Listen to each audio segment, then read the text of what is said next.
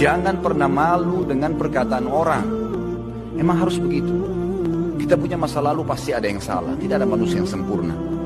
Nabi Adam alaihissalam lihat malaikat sujud depan matanya, tapi berbuat dosa. Nabi Musa alaihissalam pernah buat salah. Nabi Yunus alaihissalam pernah buat salah. Gitu kan? Mereka punya berbuat salah. Umar bin Khattab adalah orang yang paling benci Islam sebelum Islam. Kita tidak lihat masa lalunya, yang dilihat masa sekarangnya. Gitu kan? Nanti akan ada olok-olok tuh. Kamu alim ya sekarang, kamu begini ya, kamu begitu ya. Jawab, iya, ini aku sekarang. Sempitkan semua jalan-jalan menuju ke neraka, buka semua pintu menuju ke surga dengan program-program hidup yang positif, dan tinggalkan semua program negatif dalam neraka. Kemudian sama hal tadi yang saya jelaskan, bagaimana kita tidak boleh malu pada saat terjadi perubahan pada diri kita, dan berani jawab apa adanya.